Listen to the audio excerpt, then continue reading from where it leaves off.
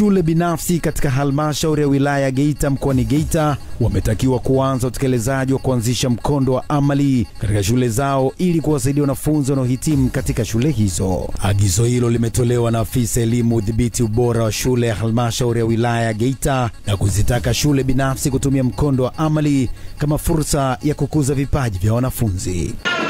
Na lengo kubwa la serikali la kuweza kuhimiza au kuanzisha mkondo huu wa amali ni kuweza kuwasaidia wengi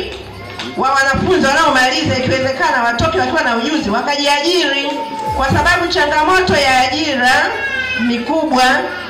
Huyu mtoto akitoka baada ya kumaliza elimu yake sekondari atakuwa tayari ana ule ujuzi kwamba sasa baba matokeo yametoka, ametoka vibaya, hajapata